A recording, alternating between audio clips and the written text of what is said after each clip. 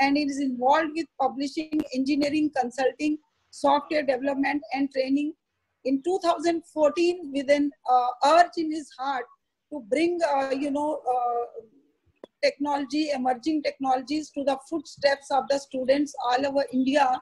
So he founded in 2014, he founded another company in India, Tickoo Institute of Emerging Technologies, which is located in Gurgaon.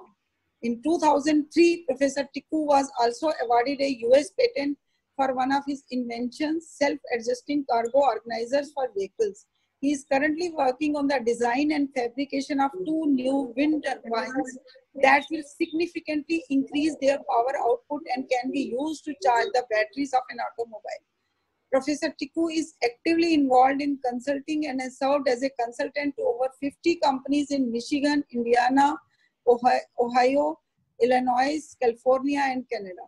In 1988-90, Professor Tickoo developed a software package, SM Layout, that has been registered by Autodesk Incorporation as a third-party software product. This software package is currently being used by various companies in Canada and United States. SM Layout is written in the AutoList programming language. The drawing and engineering data generated by these programs contain intelligent vector information that can be downloaded to a CNC machine through CAD-CAM interface. This software package addresses the needs of steel fabricators and manufacturers of sheet metal products. He has also developed this computer program T-Shell. The T-Shell program generates two-dimensional contour of pressure vessel shells and the holes of intersecting pipes. Regarding the educational philosophy, Professor Tickoo believes that the educational institutions are substratum of any civilized society, and the teachers play the most important role in dissipating the knowledge. If we flip through the pages of our history, there is not a single philosopher, artist, engineer, doctor, scientist, or politician who has not been through a school system and sought the blessing of their teachers. To enable the teachers to perform their job, we have to make sure that the faculty members are provided the latest tools and facilities that they need in teaching, research, and other related activities. He also believes that we should have a national incubator program that will nurture and train the aspiring university faculty to meet the challenges of teaching, research, and service. Also, the university should be the major learning and research center where value education is an important part of the curriculum. He has also founded a philanthropist website for the students, and we called it student SGLPH, student for global love, peace, and harmony. So this website is totally dedicated where the students all over the world, they can just communicate with each other and come out with the innovative ideas how we can bring peace into the whole world, how we can how the active minds, how the active brains can work towards the constructive things rather than getting involved into the destructive thing. So he's also, Professor Shyam Tickoo is a very down-to-earth person. He enjoys the nature and farming related activities. His hobbies include yoga, running, camping, and hiking. Thank you so much. If we go on narrating, I think there will be whole time will be consumed in Shyam sir, back to you. Ravindra ji, good evening, sir. Thank you. Good evening. Good evening, sir. Good evening. Okay. Do you see my screen? Ravindra ji, good evening. Good evening. So we have Shyam ji now in the for the presentation. Okay, you will start it. Shyam sir, please resume, sir. Yeah, blocked my video. I have. Okay. So let me. Now it's fine, sir. Can you see me? If you can see me, that is fine. Okay, I have. Okay. Now, it is on. Right. Also, can you see my slideshow? Yes, sir. I can see your slideshow. All right, great. Thank you, Sunita ji, for that wonderful introduction. Okay. So I want to thank Dr. Kajir and Yes. the faculty members of UIET for inviting me to be a part of this webinar. Also, I want to congratulate everybody in India for fighting the coronavirus the way they are. I was just checking some stats, in the morning, which I do on a daily basis. Indiana, that's the state where I live in the United States. Our population is about 6.7 million. And the total number of deaths we have in the state of Indiana is 741. On the other hand, India, with 1.3 billion people, okay, remember Indiana is just 6.7 million. And in India, our population currently is 1.3 billion. And the total number of deaths in India on only as 775. Yes. Okay, that is amazing. And everybody around the world is wondering how India can do it with 1.3 billion people. With our healthcare infrastructure that's not as great as some of the countries like US, Spain, France, Germany. In India, we have been able to contain the number of deaths to 775. And the reported cases are only 24,506. While in US, the total number of cases reported is 865,000.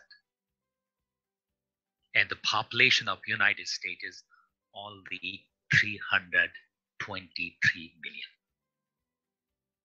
So what I'm trying to convey is you are doing a wonderful job. Everybody in India is doing a wonderful job. Keep it up, and we are going to win. So with that, let me again thank you, everybody, for giving me an opportunity to talk to you. There's one thing that Sunita ji did not mention. Okay, farming is where I started from. मैं एक किसान हूँ, एक कश्मीर में एक गांव है जिसका नाम है वडवन, तो वहां से मैंने शुरू किया है. तो हमारा जो फार्मिंग है, it was a part of basically our survival. तो जब मैं स्कूल में जाता था तब भी हम फार्मिंग करते थे. उसके बाद जब मैं इंजीनियरिंग कॉलेज पहुंचा, वो फार्मिंग कंटिन्यू होती रही. तो 4 दिन तो हम कॉलेज जाते थे, फ्राइडे हम गांव जाते थे, and then for 3 days we used to do farming, and I did farming till I graduated. Okay? That is where I started. Uske baad I worked in India, then I came to US, did some education, then I worked in some industries, and now I'm teaching at Purdue University since 1987. So today what I want to share some ideas. It's not that I'm trying to teach something new. We already know it. I want to share some ideas. You have a lot of experience.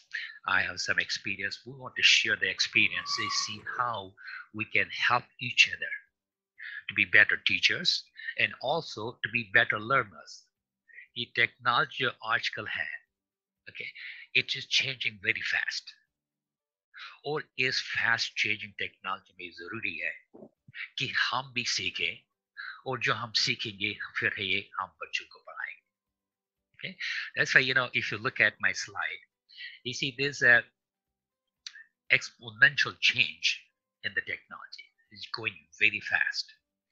इस curve पे देखेंगे, this is roughly how we are changing. This curve basically shows at what rate we are changing. अगर आप इसके देखें technology में कुछ statistics मैंने कलेक्ट की, अगर ये 20 साल versus 100 years. It is 1:5 ratio. That means जो हमारी technology change हो रही है, it is changing by a factor of 5. कहने का मतलब ये है कि जो पिछले 5 साल में changes हुई है technology में, वो अब 1 साल में होंगे. And that is how fast the technology is changing. अगर आप history में देखें, जैसे मैंने कहा, मैंने 1974 में graduate किया engineering college से. So most of you were not even born then. Okay? और हमारे college में, okay, there was no calculator. Okay? We had the slide rules. But ये एक slide में आप देखेंगे, जो पुराने ज़माने में जैसे मेरी mother थी, she used to keep a track of कितना दूध बेचा या कितना बाकी चीजें मिली. She used to have basically pebbles. उसको एक pot से निकाल के दूसरे pot में डालती थी to keep a track of कि कितना दूध हमने बेचा या कितनी बाकी चीजें हमने खरीदी. Okay? And compare it to calculator, a scientific calculator. Huge change. This जो ये पत्थर की pebbles की कहानी में बता रहा था, that when I was a child, let's say in 1954-55, and now we have a sophisticated calculator. और जो पुराना जमाना था, that is gone. और ये slide rule की कहानी है. जब मैं 1974 में मैंने जब graduate किया, we had to use the slide rule. There was no calculator. Obviously, there was no computer. This is how we used to do all multiplication and everything else needed in solving mathematical education, mathematical problems. अब देखिए दूसरा ये मैंने slide जो आपको दिखाया है. This is where we stand. जैसे हमारा mobile phone है, even old mobile phone, not a smartphone, and compare it to the old computers. Okay, we are million times faster than old computer. जैसे इस picture में दिखाया हुआ. That will take basically the room of a full desk.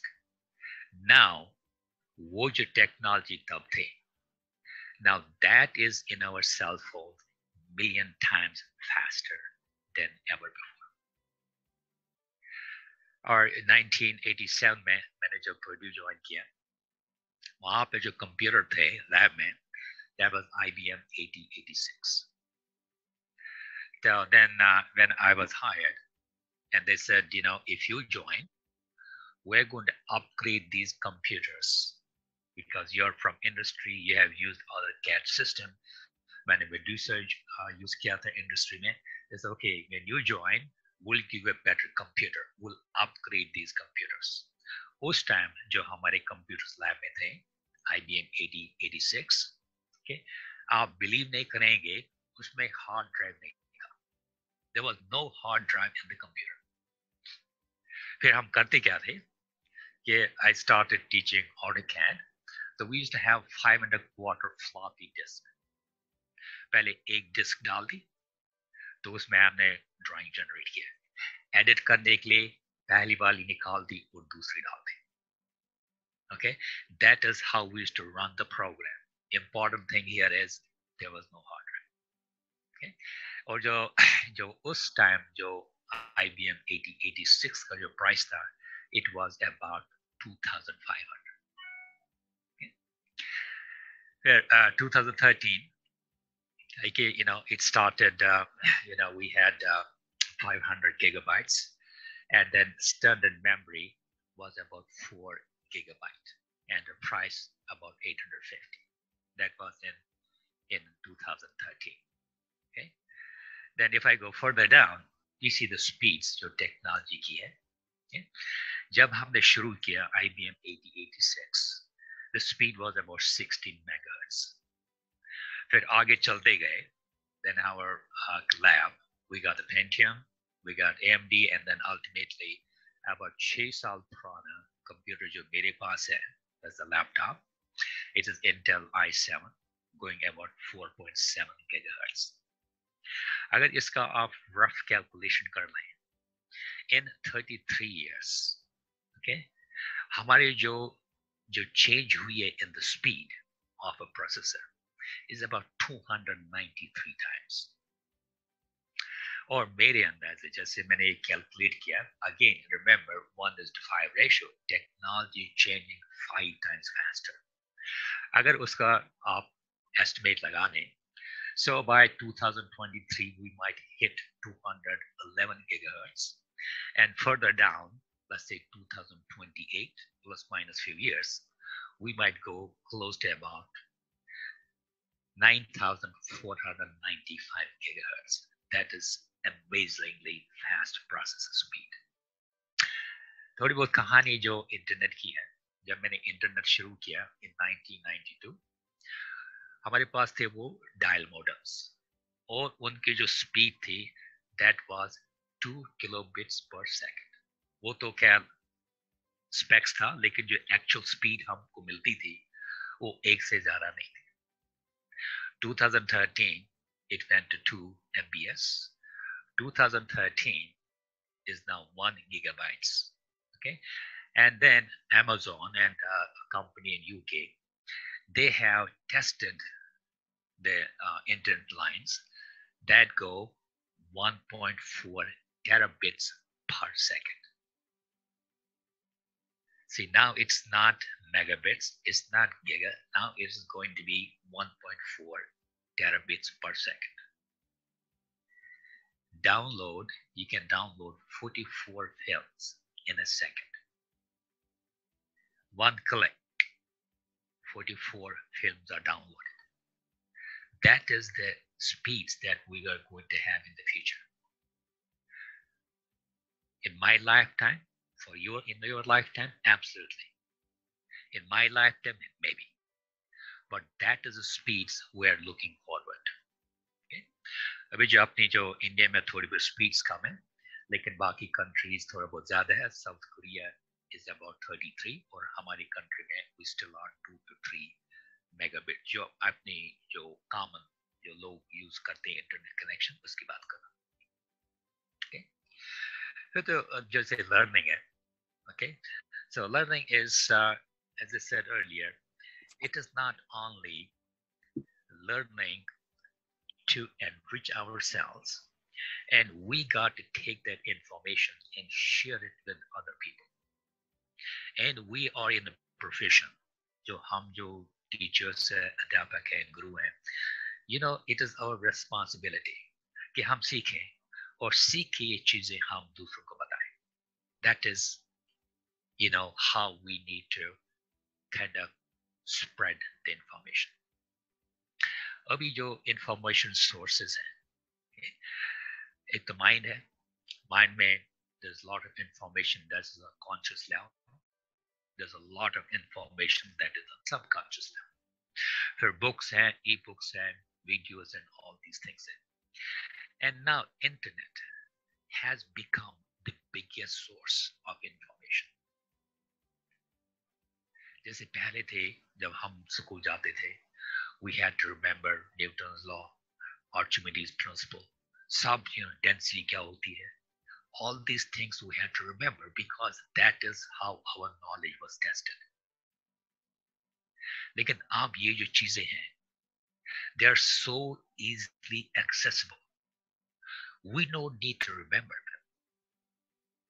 We can search those definitions. Okay? पहले ये होता था, अपने कंप्यूटर पे या सेल फोन पे you have to type. आप टाइप करोगे, उसका इंटरनेट का सर्च करके आप आएगा. उसके बाद वॉइस की बात आ गई. Now you don't have to type. आप उसे सेल फोन पे आप उसको बता दो, भैया, you know, I want to know this. चाहे अलेक्सा हो, चाहे गूगल हो, सेल फोन है, and you get the information. इस पे आपको एक छोटी कहानी बताता हूँ. तो मेरे बच्चे हैं, वो ईस्ट कोस्ट में है, and I have 2 granddaughters and 2 grandsons. तो एक बार आप अपने बच्चों से बात कर रहे थे, my granddaughters. I just asked them, you know, what is density? वो बच्चे जो older granddaughter, she's about, that time she was about 7-8 years old. So they have an Alexa. So she says, Alexa, density. And Alexa comes with the answer. They say, Dadaji, they call me Dadaji. Dadaji, did you understand it? मैंने कहा नहीं, मैंने understand नहीं है. Explain me what she said. And then she did an experiment जो उन्होंने school में किया था. She bought a steel ball and a wooden piece. Steel ball को पानी में डाल दिया तो sink हो गया, और जो लकड़ी का था उसको डाल दिया, start floating. Again she says, Dadaji, did you understand it? I said no. I said okay. Then she explained, why? Because steel is heavier, its density is more, therefore it sinks, and wood doesn't because density is less. And then she explained the amount of water that's displaced by the unit and all these things. So कहने का मतलब ये है कि आजकल बच्चे, we're talking about 5 years old, जब मैंने अपनी granddaughter से बात की, she's not worried about remembering the definition of density, but the school has taken out the time to explain to a child, okay, 7-8 years child, कि density होता क्या है. वो जो चीजें हैं जब हम स्कूल जाते थे, we were not taught that. कभी कभी एक्सपेरिमेंट होते थे, एग्रीड फिजिक्स एक्सपेरिमेंट होते थे, बाकी चीज होती, लेकिन जो फंडामेंटल्स हैं, they were not demonstrated to us the way they are being done now. And that is important. We have to change. I have changed a lot. I can tell you a lot of stories. We have to change as a teacher. We have to change as a parent. We have to change as a neighbor. बच्चों को कोई भी चीज अगर दिखानी हो, we have to set examples for them. We have to tell them, if we go this route, what happens? Not by talking, actually by demonstrating. It is in teaching, I think it's very important that we understand it. So let me go to next slide. अभी ये जो information की बात कर रहा था मैं, okay, information collect करने के लिए पहले किताबें हुआ करती थी, that was all the source. उसके बाद now we have internet, so on and so forth. Now imagine a situation. If our brain gets connected to cloud, gets connected to internet, then what happens? That means we can access information, any information, anywhere in the world. That is on the cloud, or that is on any server anywhere in the world. We can access that information. And you know how much information is there on the net. Now, what is happening is, ये जो खाली is not only a concept, people are working on it. Okay, एक January 13, 2017 का article है. Okay, the heading was, humans will have cloud-connected hybrid brains by 2030. And France is not too far. This 2020 तो हो ही गया, 10 साल की बात है, just 10 years. There's a possibility जो हमारा जो brain है, हमारा जो head है, हमारा जो memory है, it gets connected to the net. अगर ऐसा होता है, we have everything, every knowledge that is on the cloud. And that is the research that's being done. Okay, and by 2030, they are going to experiment. ये नहीं कि immediately शुरू हो जाएगा, but they'll start testing how this technology is going to work. Then you have some, artificial intelligence education. ये जो artificial intelligence है, it is creating a revolution in how we learn, okay, and how we teach. अब जो ये education है, पहले ज़माने में जैसे हम जाते थे, it was same thing in every school, every college, every child. And now we have reached a point where this education can be customized to individual needs. And those are the techniques we have to learn, we have to adapt, and then we have to use those techniques to customize the education. और ये हर एक level पे होगा. It's not only elementary schools. ये जो चीजें हैं, they will happen on all levels, even in colleges and universities. College education जो है, the one of the things that is happening is very poor skills. Okay? Poor skills का ये मतलब है कि जो hands on जो application है, जैसे मैंने अपनी ग्रैंड डॉटर की बात बताई, जब उसने स्टील बॉल और वुड पीस पानी में डाला, that's a hands on application of density. वो जो है, वो जो hands on जो that's a skill. That skill can be used in several things. Just a simple thing like density. वो जो skill है, वो हमको बच्चों को सिखानी है. Hands-on skills. जब मैं कहीं presentation देता हूँ, I ask the audience, जैसे जनरली college के students होते हैं, मैं उनसे पूछता हूँ कि how many of you have fixed the toilet valve at home? क्योंकि टॉयलेट में एक छोटा valve होता है, वो जल्दी वो stuck हो जाता है या कुछ कचरा आ जाता है and it starts leaking. उसको अगर आप वो valve change कर लो, it starts working. Out of all the audience, there maybe 2 students, उन्होंने बताया कि हमने try किया है. And remaining 98% of our engineering students, I'm not talking about English, communication, history, I'm talking engineering students, have never tried to fix the valve in the toilet.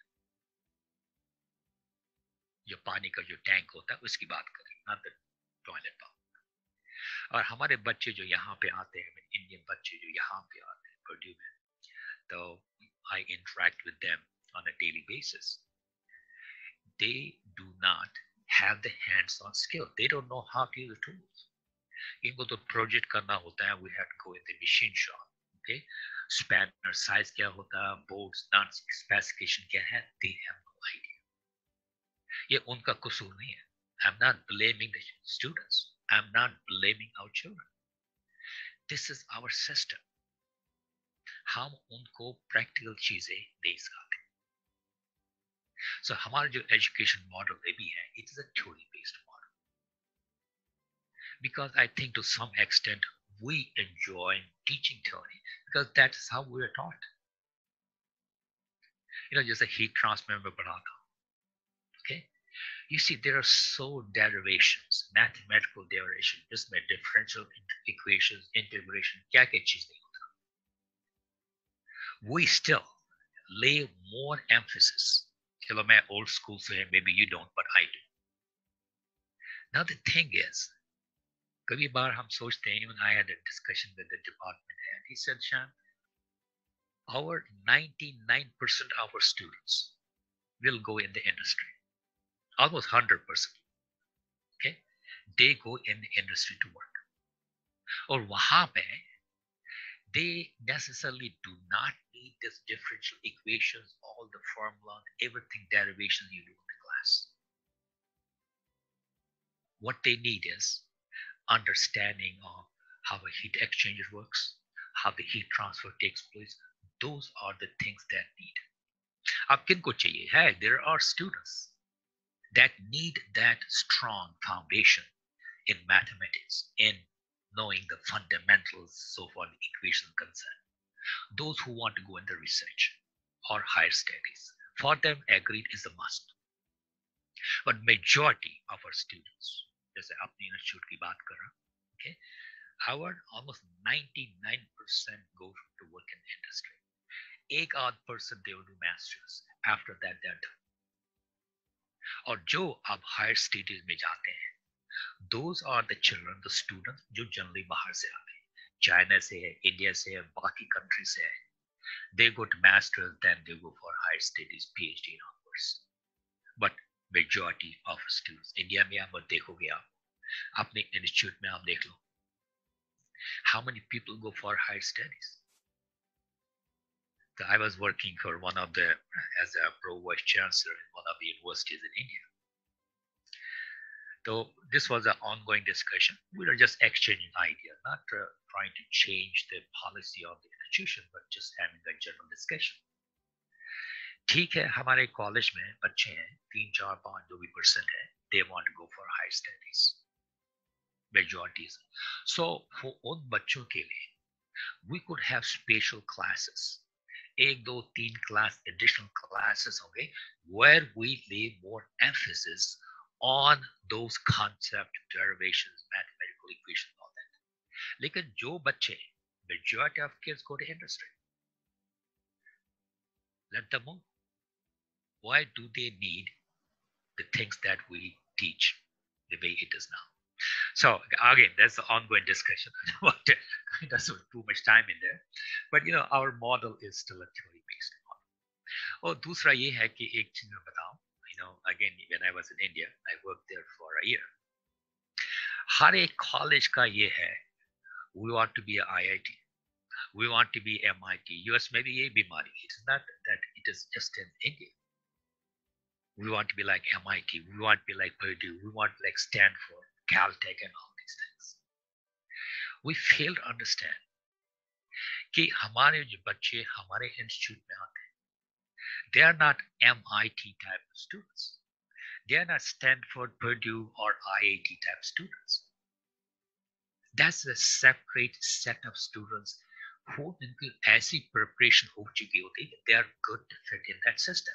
लेकिन general जो majority of वो बच्चे हैं India में किसी country में, including US, they are not meant for institutes like MIT, Ivy League, IIT, NIT, so on and so forth. So we have to cater to their requirements. Because every institute cannot be IIT. And that's not recommended either. अब US में आप देख लो, जितने भी high-flying, high-fi CEOs हैं, and majority of them are not from Ivy League schools, are not from Harvard, Yale, Purdue, Stanford, Caltech. Majority of them are from ordinary, average institutions. But then what they did is, मेहनत करके, getting their innovative ideas into the market, they have risen to the top. That is, you know, how we can build, we can help our students to achieve, to do what they want to do. And then other things that I mentioned there in the slide, students do not get desired field of education. India में this is a big problem. कि आपका जब admission होता है, अगर आपका mechanical में हो गया, ओके, तो मैकेनिकल में फंस गए, you cannot change it. So क्योंकि जब बच्चा आता है, you know, पहले to get a good idea about engineering education, क्योंकि वो चीज़ जो है ना वो स्कूल में नहीं बताई जाती है. So they come to किसी तरह एडमिशन मिल गया, मैकेनिकल, इलेक्ट्रिकल जो भी है, then it takes them some time to understand what the engineering is about. Let's say a mechanical student, he wants to go to electrical or some other area. He can't. He is stuck with when he got the admission. उसका interest खत्म हो जाता है. वो तो बेकार है.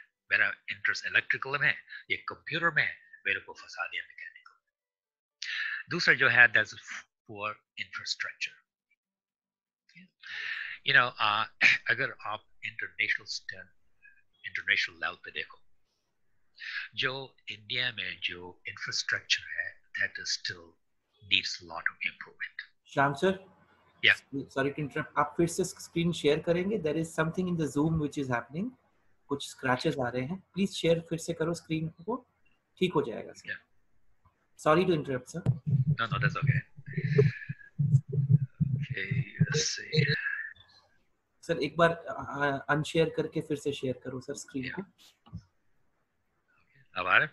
Sir अभी भी आ रहा है सर, एक बार स्टॉप शेयरिंग करके फिर से करो सर. ठीक है.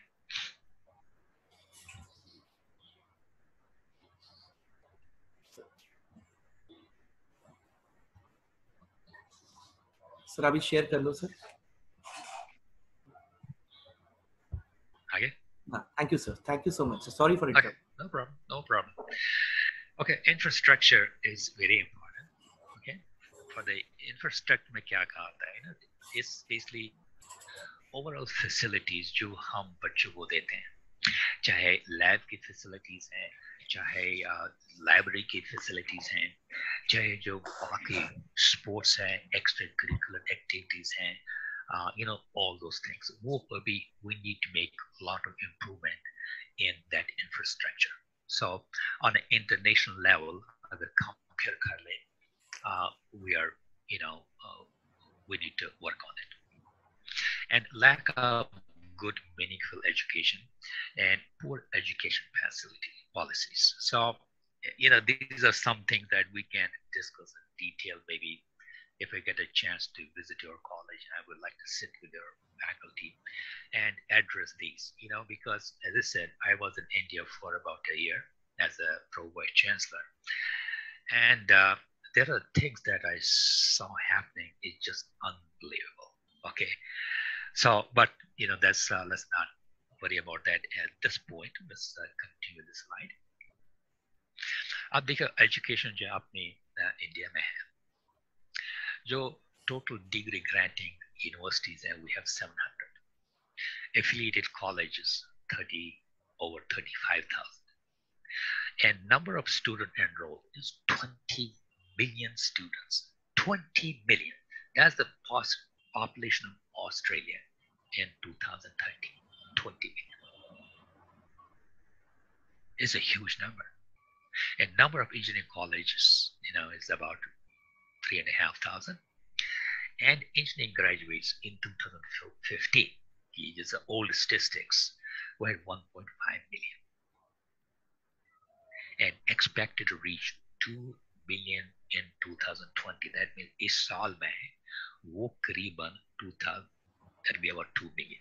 If not that, maybe, plus minus few, but that is according to statistics I gathered in 2015. It's a huge 1.5 million engineering graduates. अगर 2015 की पे जाए 1.5 million. So that's a huge number. So now I will tell you an experience that I had in India. So we met some experts about SolidWorks. We were talking about जैसे drawing कैसे बनाते हैं हम India में, तो उसने काफी सारी drawings बता दी. So, but I want to just summarize that whole discussion in 2 slides. Okay, जैसे ये drawing है, इसका जैसे hole की तरफ ध्यान दें, तो hole का diameter है 16.000. Okay, लेकिन ये जानते हैं हम इंजीनियरिंग में अगर हम एक सर्कल डालते हैं, it's not only a circle. Okay, we have to think about that circle as a whole or as a pin. So अगर उसको हम ध्यान में रख लें, उसका मतलब है कि वो डायमेंशन देने से पहले we have to understand उस सर्कल का, उस होल का पर्पस क्या है. अगर इसमें एक डबल पिन फिट करनी है, फिर सर्कल ड्रॉ करने से पहले we got to find out वो डबल पिन किस साइज की मिलती है बाजार से. These double pins are available in the market and you have to find कि what are the specification. इसी तरह अगर इसके थ्रू बोल्ट जाना हो, okay, we have to know कि वो बोल्ट साइज क्या है और उस हिसाब से फिर हम उस होल को ड्रिल कर रहे हैं. वो हम बताते नहीं. All we teach है एक CAD पैकेज लेके आप सर्कल ड्रॉ, रेक्टेंगल ड्रॉ कर लो, डायमेंशन हो गया drawing, you are an expert in CAD. That is not education. We have to teach them हर एक डायमेंशन का मतलब क्या है और उसको डायमेंशन करने से पहले उनको ये समझाना है कि उसमें क्या प्रीरेक्विजिट्स है, जैसे होल है. अच्छा चलो, एज अ डबल पिन हमने बाजार से ये पता किया कि साइज क्या है. उसमें जैसे 16 मिलीमीटर है, then we have 16 मिलीमीटर की डबल पिन है. अब होल में अगर इसको डाल दें, do we need a loose fit or do we need a tight fit or do we need a slight fit? Because that's a design requirement. Pin का मतलब नहीं है कि आप पिन डाल के आपने होल्ड किया according pin, we got to also look at the tolerances, कैसे हम उसको टॉलरेंस दें ताकि we get this the desired result, चाहे स्लाइड फिट हो,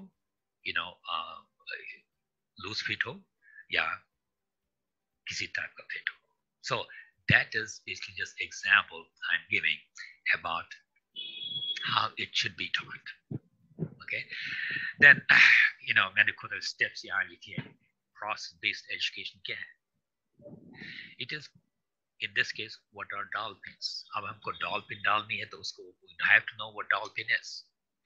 उसमें हमको ये भी बताना है कि what are the different type of dolphins available in the market, because you are not going to machine one, you can buy them. जैसे bolt करते हैं, nut करते हैं, washers करते हैं, we have to buy them on the market and we have to know their specifications.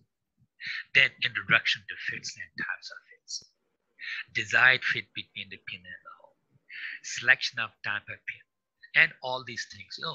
We have to basically tell the students not just to draw a circle, पर उस circle के पीछे जो है वो क्या कहानी है, वो कहानी में क्या, फिर ये जो चीजें हम उनको बताएंगे ना, they get really interested. That is, I teach a design course and that's what we do. हर एक बोल्ट, हर एक वॉशर, हर एक नट, हर एक पिन हमको they have to research, and at the end of they have to write a report that goes up to 60-70 pages. And most of it is research information. जैसे bolt का pin के बारे में, dolphin के बारे में किया, then कौन सा पिन उन्होंने यूज किया and why, they had to give the reasoning. और उसके बाद उसको बनाए कैसे जाए, जैसे आपको होल करना है, okay, होल कैसे करेंगे आप, that gives उसको we show them the machine, different type of milling machines or different type of for milling machines, what are the tools available? उस साइज का जो टूल है, is it available? अगर आपको उसको ड्रिल के बाद रिम करना है, what are the rimming tools? So उससे क्या होता है, आप बच्चों को इंटरेस्ट बढ़ता है. आप खाली सर्कल नहीं ड्रॉ करना है, सेल से पहले ये चीजें करनी है. उसके बाद टूल्स देखते हैं कौन सा टूल यूज करें, ओके. उसके बाद देखने कौन सा मशीन हम यूज करें. That's what they enjoy, and that is, in my opinion, I'm telling you about the way I do it and the way I think the things should be taught. I mean, this may not be the only way. You have your, you have to see what you want to do as a faculty member, but this is my approach. Okay, and then there are other things that I do in the class. For example, my emphasis is not on the exams anymore. एक class में जो design की बात कर रहा था मैं, design class, there's no exam, gone. We start with the first project. I take them step by step through the entire project. जैसे इस सेमेस्टर कपलिंग का किया था. अभी जैसे बोर्ड की कहानी में कह रहा था आपको, बोर्ड तक पहुंच गए, उसमें काउंटर बोर्ड करना वो भी किया. फिर मैंने उसको कहा कि ठीक है, काउंटर बोर्ड में आपने बोल्ट डाल दिया, इसको खोलोगे कैसे, इसको टाइटन कैसे करोगे? That means we had to provide a room for the spanner to fit in. Then spanner को जब कर दिया, then we talk every bolt has a torque specification. Then how to use a torque wrench to make sure that we don't exceed the torque on the bolt. Every bolt, अपनी गाड़ी में देख लो आप, जो आपकी गाड़ी है, every bolt in the engine has a torque specification. लेकिन हम जैसे आपके गराज में गाड़ी ले जाएंगे, they don't have a torque wrench. वो आपने अंदाजे लगा दिया, जितना मर्जी है उतना टाइट किया. With the result, sometimes the nuts or the bolts they fail. और ब्लेम किसको आता है? जो गाड़ी चला रहा है. आपको गाड़ी चलाना नहीं आता, आपने ये bolt. The fact is, they have over tightened the nuts, or sometimes they leave them loose. They never use. I have not seen a single. I visited when I was there. I visited at 3 garages to see how they handle the things. Not a single, like a team में से किसी के पास torque wrench था ही नहीं. So how do they control the torque? Which is very important for every nut, every bolt. Without that, it's not. Anyway, these are some engineering technologies that I'm listing here. You know it, but I'm going to just quickly go through this because I'm taking too much time here. Self-healing materials. It is coming. Is the future. Okay. If there's a tear, especially it is being tested in aircrafts. If there's a tear, can it self-heal?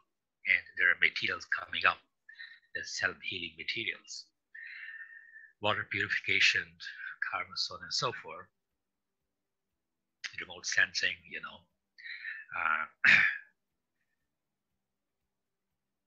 reactors. Now, basically, CAD CAM, जो मेरा area है, so things that are making making a lot of changes is 3D printing, CAD, CAM, C, and all these things that I have listed there. And we have computational fluid dynamics, that's playing a big role in the design process. Nanotechnology, RFID, cloud computing. RFID is coming to most of the warehouses, okay? And it is going to come in grocery stores also, या कोई भी store है, खाली grocery store की जरूरत नहीं है, तो उसमें क्या होगा, जैसे आपने कोई चीज खरीदी, there is a small RFID chip embedded in there. जब इसको आप checkout के through जाओगे, वो automatically scan करेगा. The RFID is a radio frequency, वो automatically को detect करेगा, आपने कौन सी चीज कार्ट में रखी है, उसका प्राइस क्या है. ठीक है, वो पूरा आपका वहां पे आ जाएगा. All you have to do is slide a card. यार आजकल कार्ड की भी जरूरत नहीं है, जैसा अगर आपके पास फोन है, you can make the payment. Warehouses में it is already adapted. Almost every warehouse has RFID technology. जैसे एक ट्रक, okay, अंदर जाती है warehouse में, it automatically through RFID, it automatically knows what are the items that have come in the warehouse. Same, when the things go out, they automatically keep track of this. Then cloud computing, you're experts in that, so I won't say much about cloud computing. Then, this is what does it take to be successful? Okay, that's for younger faculty. Okay, सब और बच्चों के लिए जो हमारे जो students हैं, it's very important to have dreams. चाहे students हो, चाहे faculty हो, चाहे we as parents, we have to have a dream. Okay, and that is through that's a discipline, hard work, persistence, be a good listener, and have good values systems. Okay, I would just say a few sentences about values. This is one of the most important things in the education system. Okay, and we need to. मैं हम हर एक से request करूँगा कि जो हमारा जो education system है, we got to have values education. We got to have classes that teach values to our students. अब वो जैसे बच्चे कहाँ से सीखते हैं? टीचर से सीखते हैं, पेरेंट्स से सीखते हैं, नेबर से सीखते हैं, एंड मीडिया से सीखते हैं. अब मीडिया इतना स्ट्रांग हो गया है. We have lost the war. We as parents, we as teachers, we have lost the war. हम हार गए हैं because media has taken over. So what we have to do as parents, as teachers, don't give up. We got to fight it back. We got to get hold of our children, our students, and teach them the right values. और वो जो values हैं, ये जो हम जैसे पढ़ते हैं क्लास में heat transfer है, वो है ये है. Over time, वो उसका use जो है कम होता रहता है. लेकिन जो values है, जो बच्चे को हमने दी है, उसका जो फायदा है ना, it is forever. It doesn't get lost in just few days, few years. It stays there for the entire life. And then ये जो values हैं, chances are they will transfer those good values to their children. So we're giving a rise to a healthy tree, to a healthy system, to a healthy family. by teaching them the right values.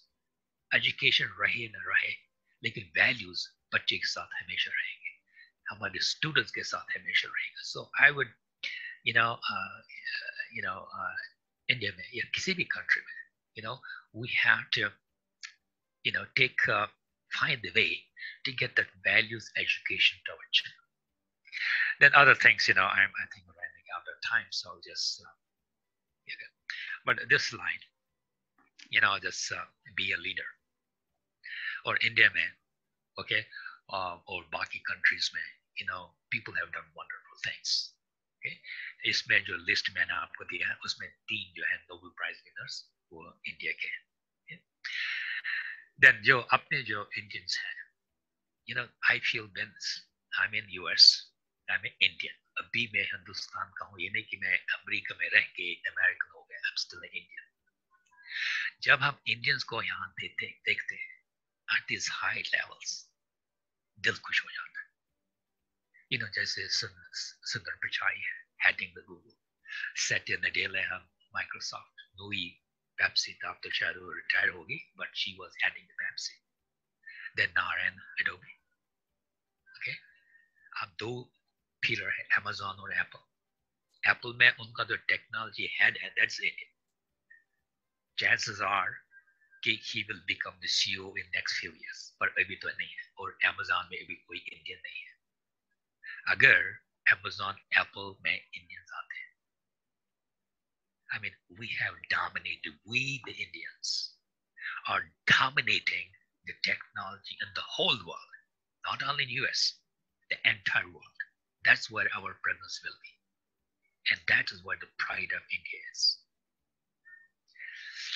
Ajay, jo Sunita ji ne, she told you about it is not only mine. हमने इस मिल के at TED, जो हमारा India में office है, we got together, and again we were saying, how to spread this message of values.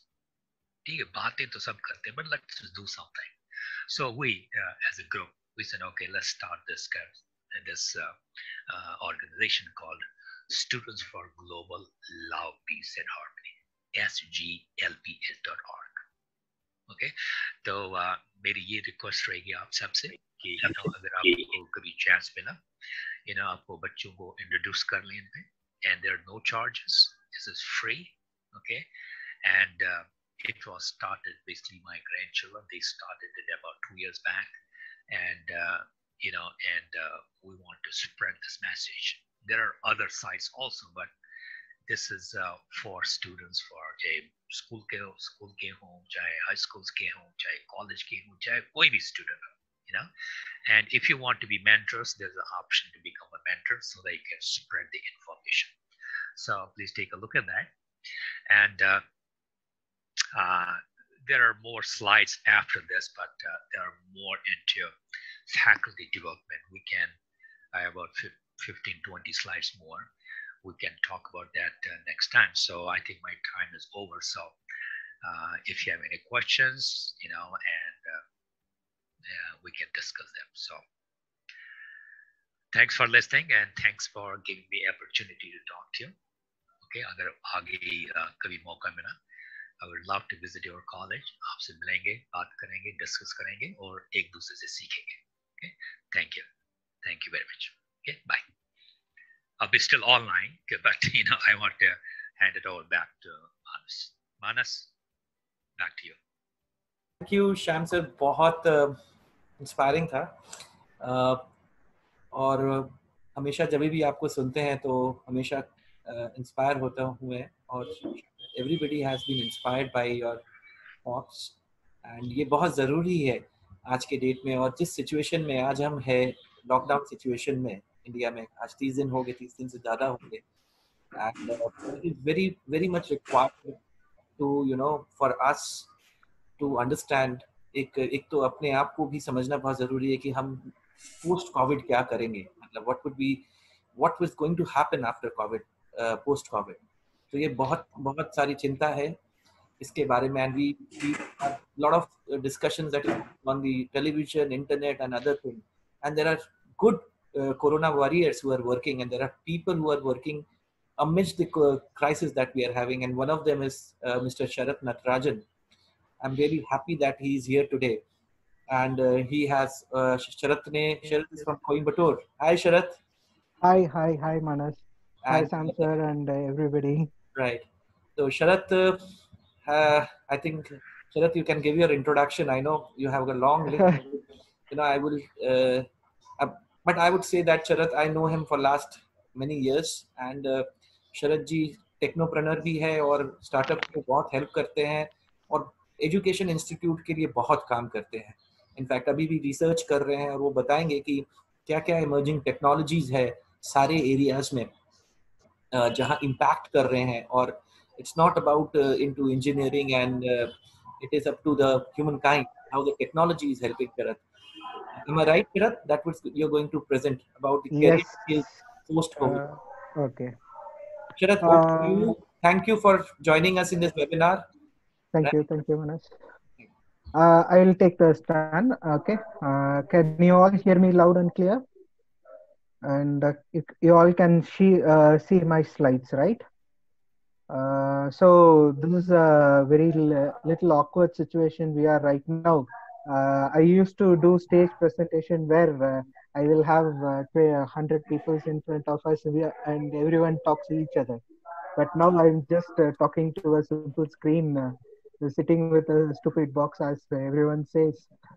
So it is all nice meeting you. I will also suggest people, if I'm going little fast or slow, you can use a chat screen to stop me, or if you want to convey any message. Okay. So coming to my introduction, I completed my engineering in 2004. Probably as Sam sir mentioned, after his graduation only I have born, and that is a very important thing.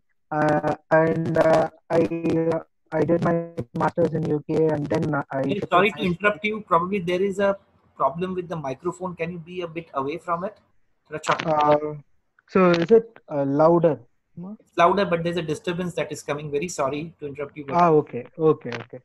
So I after finishing my masters, I did work with a couple of companies in UK regarding additive manufacturing, and then I shifted myself to India, and I started an engineering services company called MaxCAD.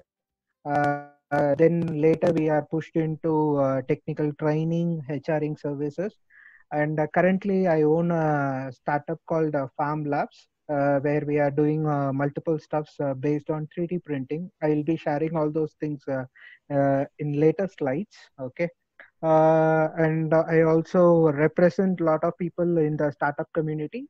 That is tier 2 and tier 3 cities where startups are trying to come out. Most of the time, tier 1 cities startups will have a lot of opportunities, but tier 2 and tier 3 cities startups won't have much awareness or focus or opportunities.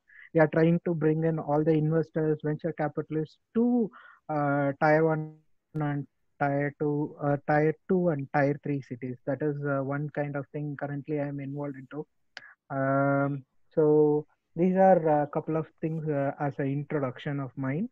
And I want to start with a very small story. There was one British person who was traveling all over India, and he saw those elephants tied up to a small chain in temples and other places. Like all the elephants are being tied up with small chains.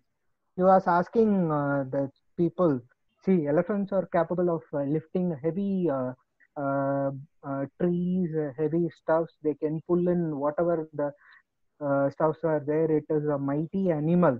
But how the mighty animal is stopped by this small chain? The people who are looking after the elephant replied, we train them since it is an infant. We train them with a chain so that even after grown up, they feel that they cannot come out of the chain. Why I am mentioning this right now is our education system is something like this. Currently here in student, I'm just talking about the geography where I am being from. what happens is like when kids are asking questions or if they want to experiment, teachers will stop them. So this happens over a period of time. Even in the engineering colleges, they stopped experimenting. They learn, they keep it with them, and stop experimenting. This is where I am hardly working right now. I want to break this chain. Everyone should learn, experiment, and they have to come up with a solution. This is what I'm currently working with. And Sham sir, you have rightly mentioned about the industrial growth in 4 stages. What happened here is, for 105 years, there was a very slow growth from industrial 1 revolution to the 2. From 2 to 3, it was 99 years approximately. And from 3 to 4, it took 51 years. But still, when we see the growth curve, during that time, more number of innovations have been done. See, if I say like if I am in 1870, uh, I need very little kind of knowledge that every day I pick up or I learn. But today it is not the scenario. You have to learn every day. This is kind of growth that we are having. For example, most of us or most of the generation before us will think that I'm not introduced to this technology, so I'm handicapped because I don't know this technology. But this is a generation where we have to keep ourselves learn, and then only we can survive. This is one important thing I wanted to share. And the next thing is, even though we are facing the worst scenario, which is like a natural disaster currently, um, what is going to be there after 2020 was the discussion during January. But now it is very different. The scenario is what we are going to do after COVID-19, or what is the scenario that we need to face. So in that context, we need to face certain skills like 21st century skill sets. Most of you might know what is Industrial 4.0. I don't want to spend time in that because I want to focus on other stuffs. I want to talk about 21st century skill sets, where, as I already mentioned, we need to learn, experiment, and execute. For example, in 21st century skill sets, we need to first creatively start thinking, and we have to communicate. We keep thinking, but we are not communicating. So if we start communicating, we will start getting supports. And the next thing is, after getting supports, we have to start researching and then publish it. And then we have to start getting benefits out of that research or publication kind of stuff. For example, in Tamil Nadu, we are having more than 350 active engineering colleges, and for a year we take around per college. If we are taking 10 research, it should be 3,500 research papers that should be published every year. But how many of them are highly potential, or how they are repaying those researchers is a very big question mark. That is where we are lagging. We are learning, we are experimenting, and we are not executing. So we should start executing those kind of stuff. So this is a kind of thing we need to focus to get into the $5 trillion economy, which India is all about. So as Abdul Kalam sir said, we are dreaming. We need to bring the dream into reality. And this post-COVID scenario is going to bring that thing very fast. For example, as I already mentioned, we used to meet a lot of peoples in a lot of seminars and other stuff. For the last 20 years, I would have traveled only 1 kilometer or 2 kilometer for the last 20, 30 days. but I have met nearly 3,000 people in last these weeks. Uh, Before that, for a week, I used to travel 600 kilometers, and probably I will be meeting 300 people. Now, it is a very good thing that we are speaking to more number of people, and more knowledge is being shared, and more people are coming into the forum. For example, we are conducting a series of engineering programs for mechanical people. Students from a very poor background in a village can attend our program because of these kind of technologies are being used under compulsion, not under a choice. We are using these technologies under compulsion. This is what COVID-19 is trying to push us. Last year, when we are talking about online training programs, we were all talking like it will take another 5 years, but it took only 3 months to change our mindset that we need to jump into online teaching. That is what happening. We thought it will take 5 years, but it took only 3 months that we are into this technology. We are started using. So what happens is like now we are currently giving solution in this space. Like there is a problem, there is a solution. There are multiple problem solvers involved in this. For example, we need a ventilator. We need minimum 10 or 20 suppliers to complete a ventilator. But what COVID has done is how in what minimal resources we can come to a solution. So this is what post COVID we will be involving in. This is one kind of thing. Since I need to run fast, I'm just skipping this. Now I will try to share certain areas where my company is working, and I strongly believe cross-platform education is very important. All these years, every mechanical students in my geographical location will say that I am a mechanical engineer, why I should learn programming. I am a civil engineer, why I should learn electrical. In the same way, I am a computer engineer, why I am should know what is design or what is electronics. In the similar way, the electrical student will start saying. But now it is all going to be cross-platform. Even you can see in our houses, everything becomes a smart device. Your washing machine, your fridge, even in some houses we have vacuum cleaners which are all robotized, right? So in this situation, we all need to be cross-platformed to achieve our solutions in a very shorter length. This is what we are working on. This is a kind of platform we are merging up and we are trying to work. So in that case, this is one case study where we are working right now. We want to work with civil engineering platform with artificial intelligence.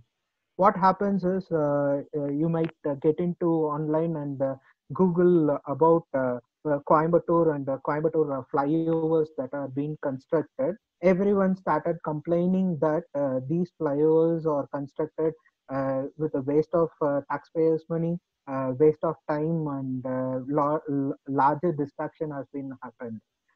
So we wanted to create a platform, artificial intelligence platform. What happens, what we are trying to do is, we want to take every person's uh, Google Map location. Like like you can go and check in your Google Maps that where at all you have been traveled. That history is stored in your Google Maps. So what we are trying to do is track all the live data, and we want to put up a graph from from point A to point B, how he reached, what is his optimum, what is his personal optimum track he is using, the roadway he is using, and how we can build bridges or flyovers so that with reference to their data. For example, we can take 1,000 people's data from one location, Like if we say we've got 6 areas in Coimbatore, we want to take all the 6 areas, each and every area we want to take 1,000 people's data. That means 6,000 people data for 365 days.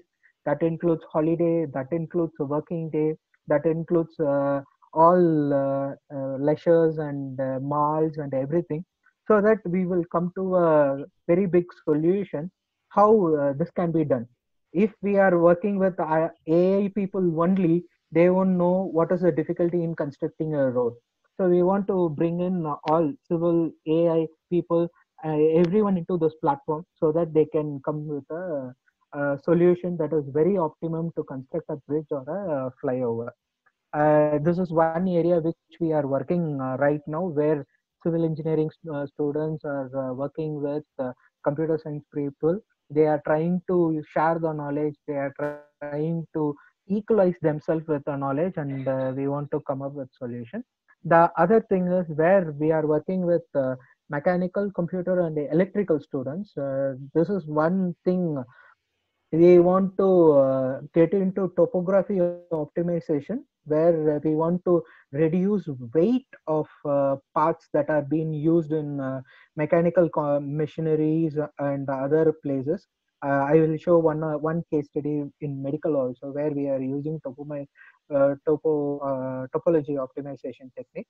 And the other thing is we are working on electrical vehicles, not passenger electrical vehicles. We are developing electrical vehicles for defense people, and we are also developing electrical vehicles for large container transport without any human involvement in driving them in person.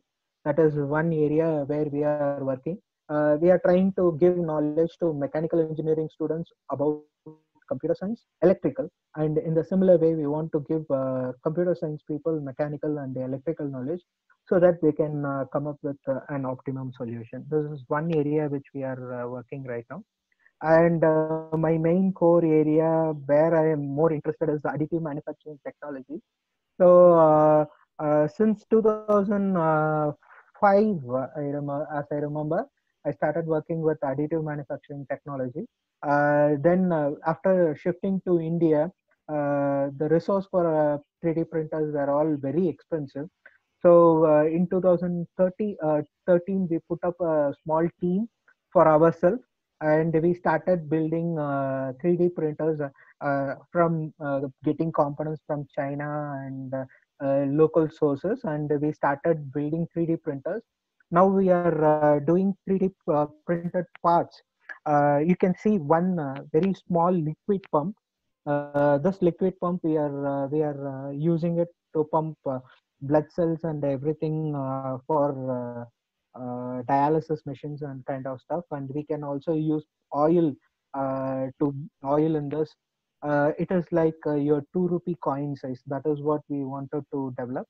And the other thing is, like India is basically buying a lot of used machineries from other countries. So when they are buying used machineries from other countries, most of the plastic parts would have been worn out, or it would have been broken. So they want we were in Coimbatore. We got certain companies who deal with textile machineries. What we do is we practically, when the machine is imported into Coimbatore, when it reaches Coimbatore, we go inspect. We find out what are the broken parts. We recreate those broken parts using 3D printer, and we refix it, and we will sell it. This is a kind of one thing what we are doing right now. The other important area is I'm more into toys, and my area of expertise is into finite element analysis and computational fluid dynamics. Actually, I wanted to know how a flute works, but I am not a music guy. I listen very little music. So I took a very small, simple problem of 3D printing a whistle. Actually, I got one right now with me. So you can see this is simple round. It is a whistle actually. So what happened is I took a day off.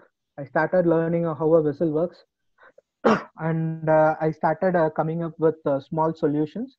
and you can see the products which I came out, and also you can see computational fluid result here. And also I started making it as a giveaway product. And I'm sure Manas, I will send two to your kids to Korea, and Sam sir, even I will try to send some to you as well. So this is one kind of thing what we can start. See, when we have a 3D printer, or when we have these kind of additive manufacturing technologies with us, we can start experimenting. What I am suggesting you right now is we are trying to innovate in our own space. This is one thing what I want to show out of this. And this is what Manas was particularly mentioning. And also this is the first time I'm talking to general audience about the work which I'm currently working on. COVID has created a lot of issues, medical needs among us. Basically my mother is already she suffers from ILD, which is a lung infected disease. We are all aware of what plasma is and what happens all around. We know what is a ventilator, what is a oxygen generator. For last 3 years, we are quite aware because of her. And I started working on certain COVID support support things. When we started reading about the medical treatment what they are providing, one important thing is from if a patient is being identified, and when he is moving from stage 1 to stage 2 in his treatment, in his or her treatment, he or she will need an assistant device called CPAP, which is like an electrical device which continuously creates a constant pressure. This device will cost us 25,000 rupees a unit, and the additional mask and everything will cost another 10,000 rupees a unit. And if we want to develop if we want to manufacture a CPAP in larger number, or if we want to buy, there are a lot of difficulties. We need electrical components, we need moving parts, we need plastic parts to hold all those things, and we need filters, bacteria filters, and everything for that machine. So what we start, how this concept came into me is, I got a call from my friend who is in working with Ferrari. So he mentioned about a device that is being developed by Mercedes and UCLA UK. So what they have done, you can see a small blue color model which is handheld. What they have done is they have um, machined all those parts. In current lockdown situation, we cannot affordable for machining and transporting larger distances. So what we have developed is a flow regulator kind of stuff, which uses the pressure, O2 pressure available in the hospital to create a continuous pressure. So you can see the blue color model, which has been 3D printed, and that is a version 1. And we got another version, which is the final version, which is the version 2, which we are going to launch probably on Monday or Wednesday.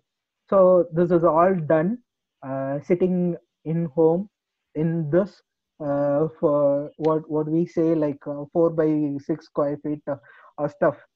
What is the advantage here is we don't need to manufacture it at one place and transport. If a hospital has, if a hospital or anybody near place, if somebody has a 3D printer, they can print this model within 4 to 6 hours, and it can be started using. Or else, if we need to transport, it takes a longer time. This shift you will be seeing, like a lot of Facebook posts, you will be seeing people are making masks, face shield. This is the kind of stuff what we are looking in the future. Everyone will start looking into solving the problem in a very simpler step, and they will start working on these kind of stuff. And currently we are also working on 3 more products based on COVID treatment and pulmonary treatment. Those things will be, we are still in scratch stage. because of we need some electrical components for it. So that is one thing. And the other thing is, already I was talking about one slide where it says learn, experiment, and execute. As already Sam sir mentioned his granddaughter started experimenting stuff. So in a similar way, I have my sister's kid. She is 8 years old. She is already not interested in buying toys. She want to make toys. This is going to be one kind of future where no more kids will ask for toys.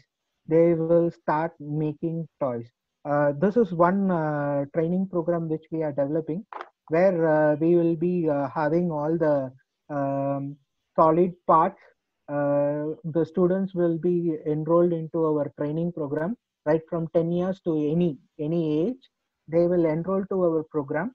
We will be start teaching them small stuffs, and all those stuffs they can 3D print it. In South India, we got minimum 4 to 5 3D printers in every city. Major cities, we have 4 to 5 3D printers. Any students can go to that center, that place, and they can 3D print their component, and they can start building. For example, we have developed an remote control car. They need only Arduino board, and the rest of the thing can be 3D printed from that place, and they can build their remote control car, and they can start playing with their mobile phone. That is one kind of stuff we are trying to do. And also you can see a small blue color robot in our hand. That is Otto, which is also from European place. We are also pushing those kind of stuff. So if kids start thinking and experimenting and executing these stuff, and when they are coming to engineering, or when they are coming to other higher studies, they can come up with a lot of solutions. And this is another thing where mechanical engineers are being used for medical industry. Now I currently, as I already mentioned, I have a 3D startup where we are making medical implant models, customized medical implant models.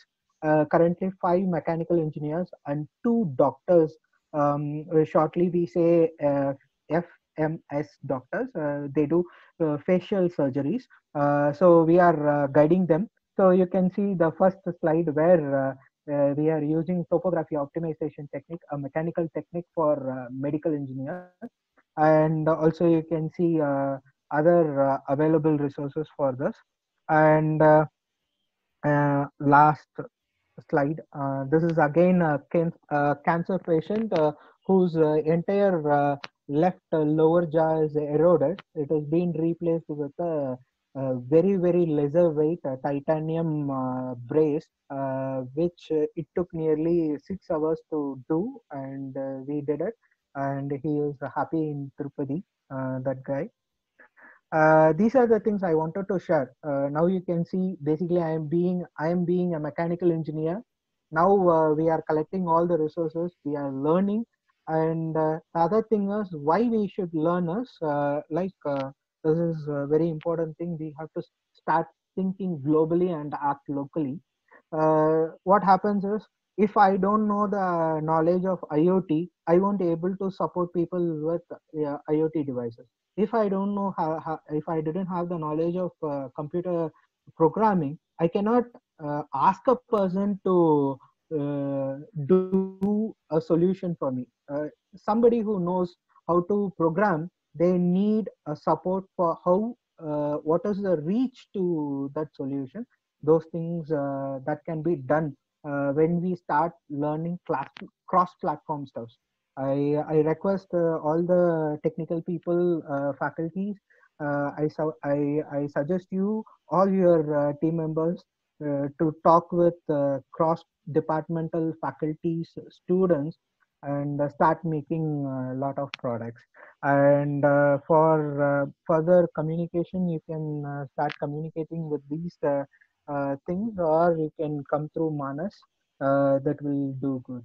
And again, once again, I thank the Tickoo Institute team and the fellow institution for giving this opportunity to share my thoughts down from the south to the north. So thank you, Manas. Thank you, sir. Hello. It was really mesmerizing. Thank I you, would thank really you. congratulate you, and really the job that you're doing right now is really unimaginable, and it would be it will help so much to the people who are suffering from this COVID-19, and I'm sure people will benefit for it, and all the participants, all the respected faculties and the deans over here will be had heard you, and they will be motivating their own students and whoever it is. I'm sure there's a lot of knowledge that has been spread from here. Thank you so much. Thank you. Thank you, Manas. Sir, I mean, so, right. So Thank you, sir. we'll have we have the last speaker today. Since we are going straight from US to Coimbatore, now in Chandigarh, Mr. Bedi is there, and Mr. Bedi is a very energetic person, and he has been in the technology for last 25 years. Mr. Bedi primarily is an electronic engineer, but he's working with technological company for last 25 years. Mr. Bedi, are you there? Yeah, good evening. Hi. How are you? I'm good. I'm good. Good evening, sir. How are you? Right. Hello. Yeah. I'm evening, doing sir. fine.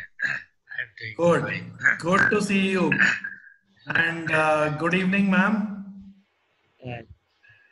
And Good evening. good evening, everyone. It's not a very good time to talk.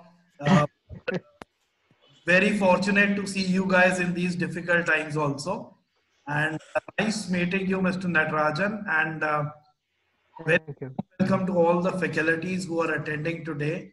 So there are very knowledgeable people. So I've got an opportunity to interact with everybody today.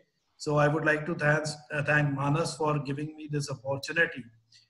So I'll not take much time. I'll just, because it's already 8:05 in India now, and it's early morning there. So I'll be just taking a few minutes, to share my views on what is happening, what we can do. So Manas, can I share my presentation? Please, sir. Yes, sir, you can.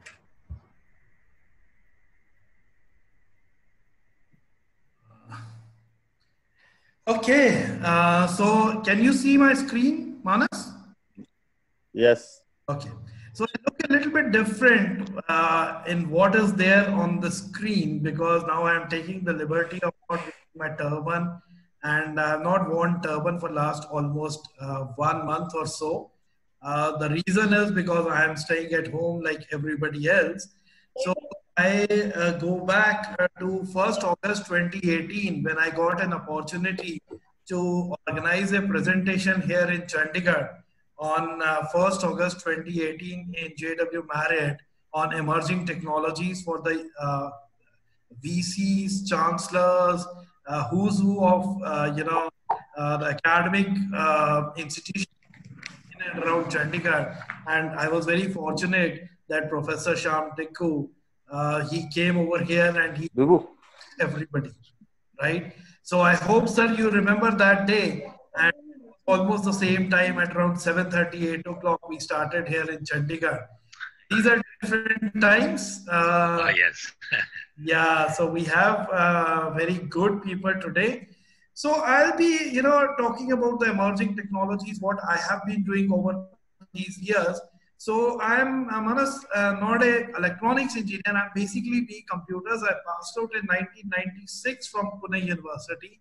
And, since last 23 plus years, I have been working in this space, that is CAD, CAM, CAE, and GIS.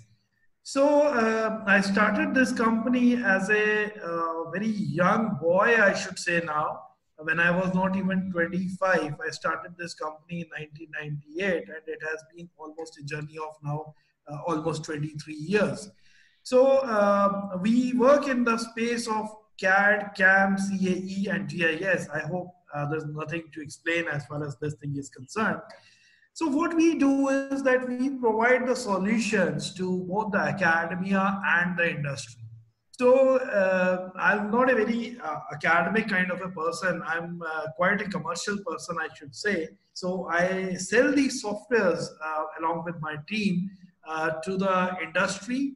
And when I walk into the industry, so we say, okay, what you do? So they say we are doing ABC. So we say, okay, we have some solutions over there. So it has been quite a tough journey for me since I started from North India. So, you know, what we do is that we say, okay, we'll give you the software, but they'll say we can't use the software until or unless we have got training on the softwares. So what we do is that we train those people, and, you know, sometimes we also do some projects. So it is a complete solution in the field of CAD, CAM, CAE, and GIS that we have been giving over the years. So as I said, I am very fortunate that I belong to the same state from where Professor Sham Tickoo is. So I belong to the other part of J&K. Now it's not the state, now it's a union territory, but still it is one union territory. So I belong to the Jammu region, he is from Kashmir. So we started in 1998 from the state of then state of Jammu and Kashmir, and since 2008 we have been providing these solutions across North India. So the journey for me has been quite difficult because the region where we work is quite different from what South India is, from what Mr. Natarajan has been doing. So the things are quite difficult over here as far as softwares are concerned. So we also try to, you know, have certain things like artificial intelligence and all these things, but we have not been that successful what my counterparts in South or West India have been doing. But still, we are trying our level best, and we have got some very good support from TIT over the years, and we have been able to, you know, do so many things in the last over 2 decades. So as I said, that we are associated with a lot of software companies. We are a solution provider in the field of CAD, CAM, CAE, and GIS. So we are associated with a number of companies. Most of them are American companies. Some of them are, you know, Korean companies, and we have one company which is based out of Israel. But most of these companies, they have got offices across the globe. So what we do is that we try to, you know, provide these solutions to the industry and to the academia. So our job is to bridge the gap between the academia and the industry. So if I start with, say, Bentley Systems.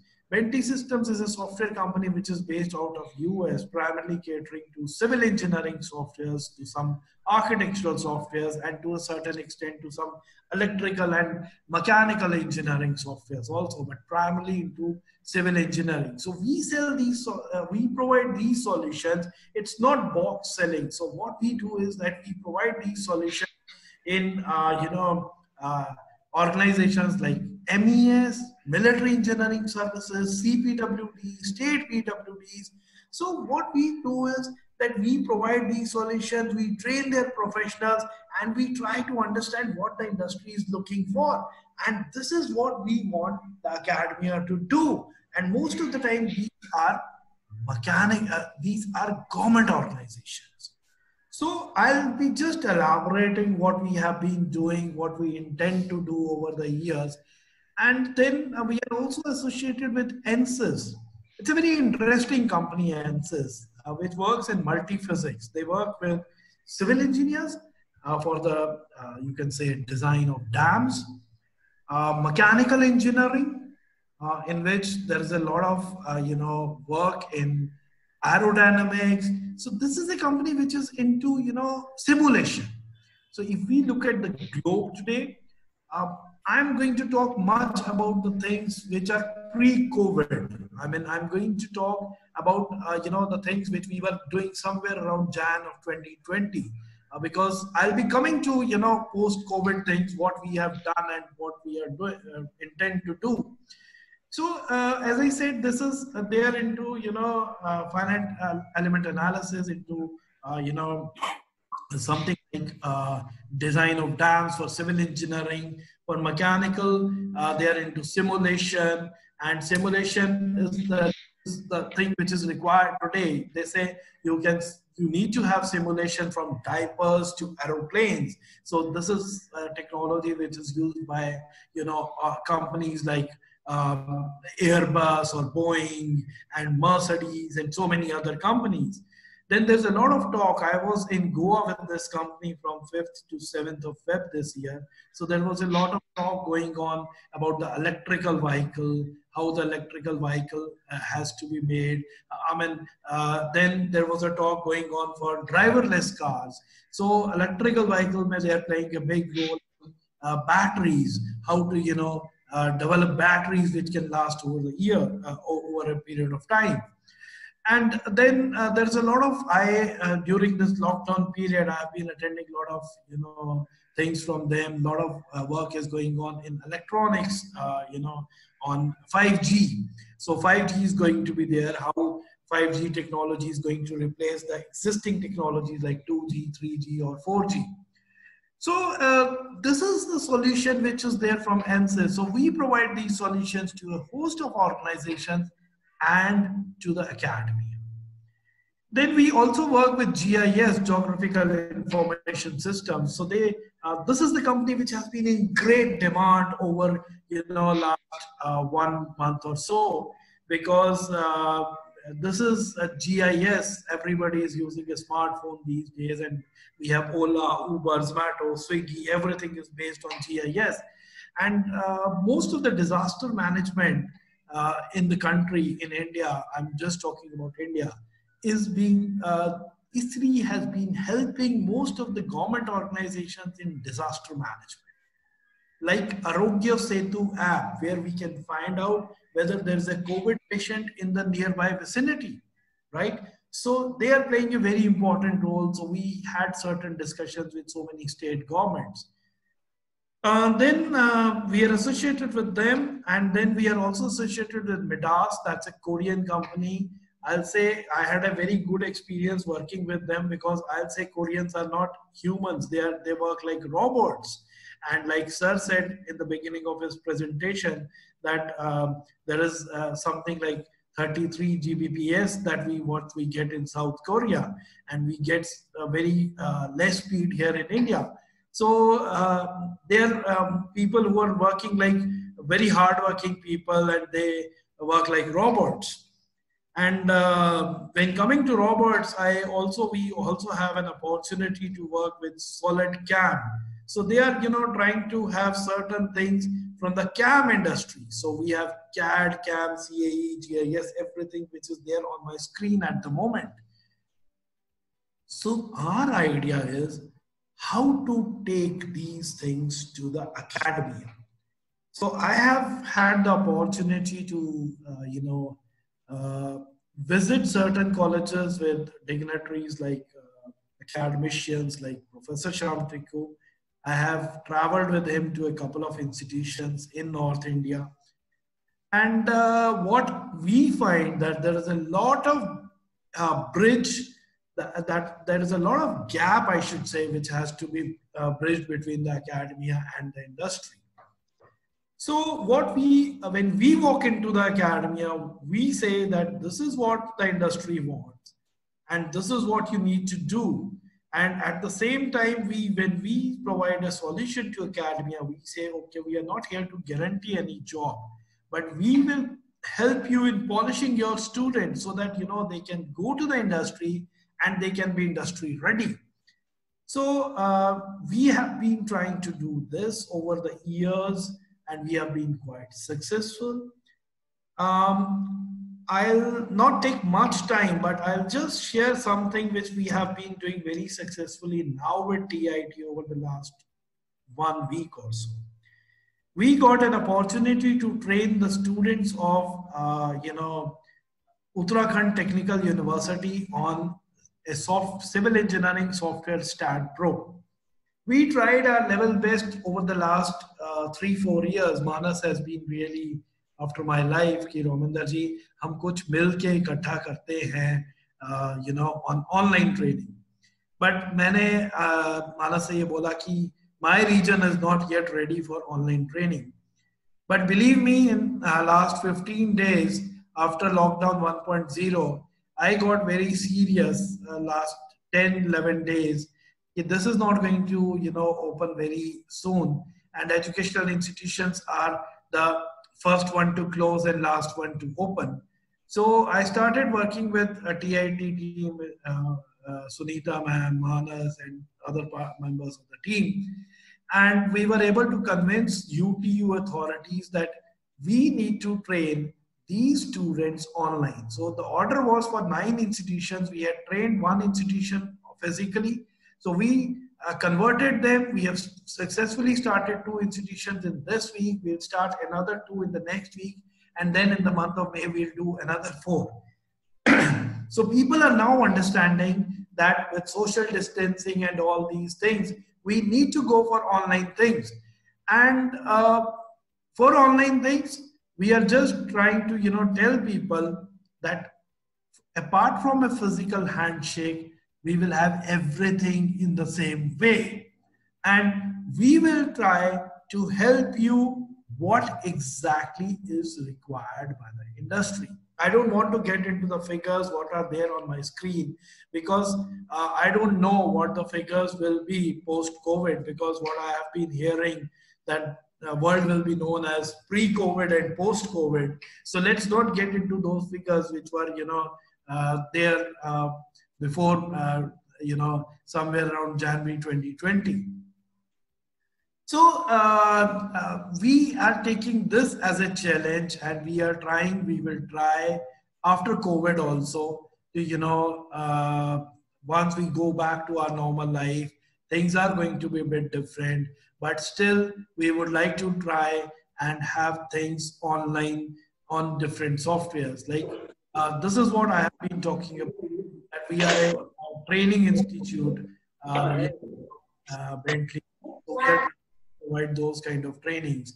So we do provide the certificates which are globally valid, but at the same time, we make sure that the trainings are exactly to what industry wants.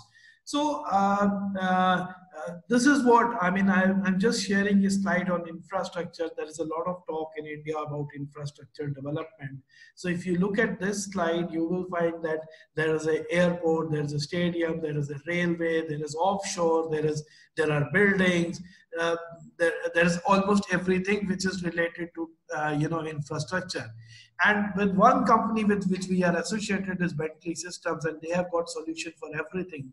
So what we try to do is that we try to provide these kind of solutions to the industry. And when we go back to the academia, to institutions, they are there in UP or Uttarakhand or in my home state of J&K or Punjab. So I stay now in Chandigarh. So at the moment I am talking from Mohali, So when we go to big universities like Lovely Professional University or Chandigarh University, which have got approximately 30,000 students each on the campus.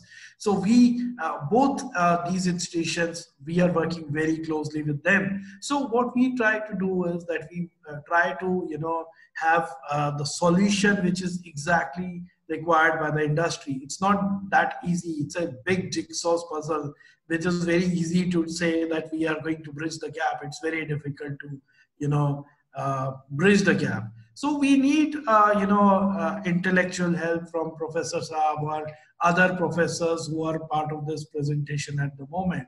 So we are trying to, implement these in some of the projects which are going on in India, like smart cities. There was a lot of talk about 100 smart cities. I don't know what will happen immediately to these projects, whether government will pump in the same kind of money which they were pumping before, what they were doing in the last financial year, that is 2019-20. So I don't know what is going to happen to these kind of projects, but there might be certain hiccups in these kind of projects, but they're not going to die. These projects will be back very soon as we get into our normal life, housing for all, our national land record modernization program. So What I am trying to do is, we are trying these kind of institutions. It's a very incomplete list. What my company has done is, working with these institutions. This is just, I should say, 20-25% of the institutions with which we are associated. So we are trying to, go to these organizations. There are users.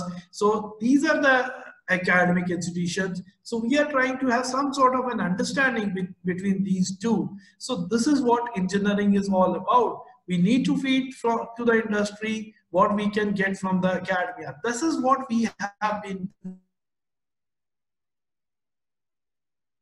doing, and all from the industry and from the academia, so that we can produce some meaningful engineers. Like sir has been saying कि हम जो यहाँ पे पढ़ा रहे हैं वो बहुत outdated है. I agree with him, sir. Outdated है, लेकिन हम अपनी तरफ से try करते हैं कि लोग बदलें. और I can assure you that things are changing here in India.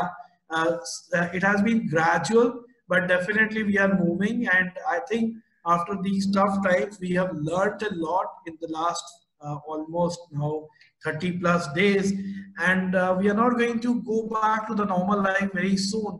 So, it has been a learning experience for us, for all of us in the last 30 days, and we hope that we'll come out of this very soon.